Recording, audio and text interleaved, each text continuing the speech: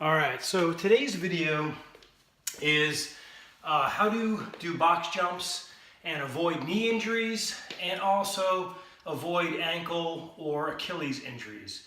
And so let's just cover the ankle versus Achilles injuries first. When you are doing the box jump, I think it is always better to step down off the box than to jump down off the box. You probably can get more speed jumping down off the box, so if your goal is to do a certain number of reps in a short period of time, then it's going to be a better approach. However, there's a lot of risk involved because you could blow your Achilles, which is a tendon that connects your calves to your calcaneus, which is the bone in your foot. And so, if you're doing it for competition, I say go ahead and do it, but you take a risk like any athlete would take when they're in competition. If you're doing it for training, I say step down, to be completely honest. That's just my approach, my opinion. Do it the way you're comfortable. But again, there's a lot of pressure when you're jumping down off the box on the Achilles. Lots of people do it safely, so I'm not saying it can't be done safely. I just think it's better to go ahead and step down. I don't think it's that much faster unless, again, you're in competition and every second counts. All right, now as far as the knees, a lot of people either smash their shins or hurt their knees, torque their knees, cause some pressure on the ACL, potentially blow out their knees if they do it wrong. And so let me show you the box jump, and then we'll talk about a few more components of it. Okay. Now, some boxes you're going to have a little more width, so you can bring your feet a little bit wider. Obviously, this one you can only go as wide as the box is. A couple of really important things that you want to focus on when you're doing the box jump.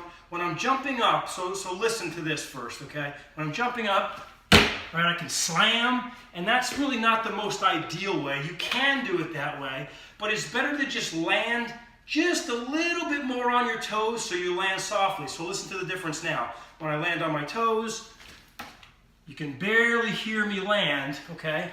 And so, again, landing nice and softly, again, what happens is the calf takes a little bit of that landing force, and so that axial pressure that comes straight down, again, you're avoiding injury on the joints.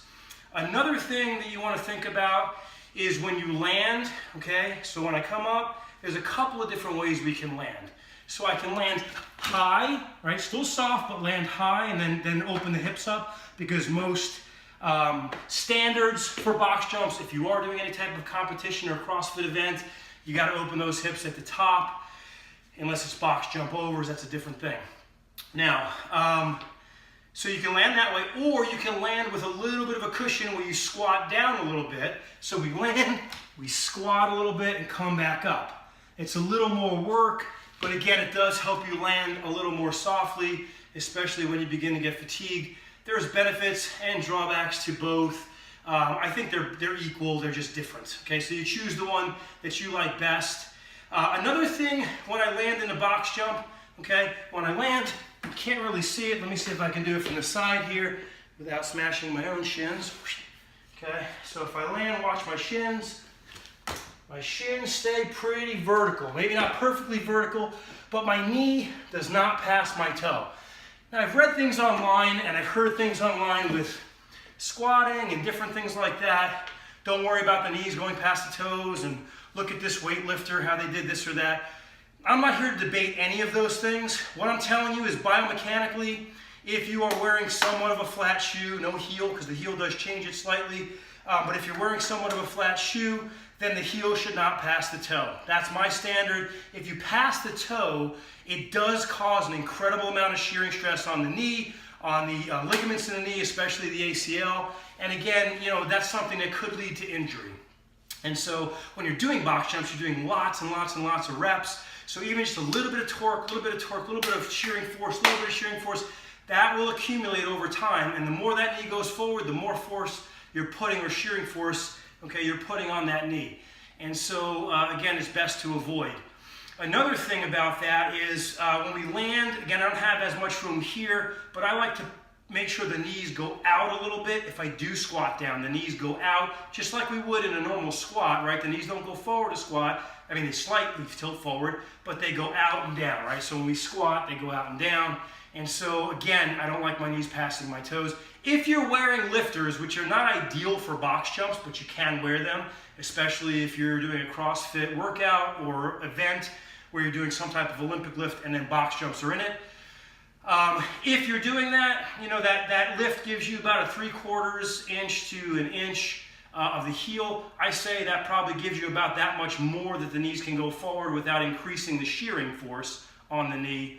Again, I don't want to get too technical. Basically, let's just look at some basic principles here. Try to keep the shin as vertical as possible. Let the knees, or make sure the knees track with the line of the feet, and make sure that knee is outside of the big toe slightly, okay, so that we don't knee in, because that valgus stress, I think anyone in biomechanics would agree, is way too much pressure on the ACL and definitely dangerous.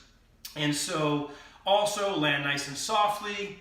Again, I like to step down from the box rather than jump down from the box. If you can do it as fast, then there is no benefit to jumping down. If you're in a competition and you need to speed it up, then I guess you can make a decision on if you want to do that. So those are some components of the box jump. There's no magic, perfect way to do this, but those are some key points to help you avoid injury to your knee, to help you avoid injury to your Achilles. And then as far as smashing the shins, you know, the number one thing, and this is going to sound very, very straightforward and common sense, the number one thing is use a box the height that you're able to handle. So you have to pretty much remove ego, get ego out of the way.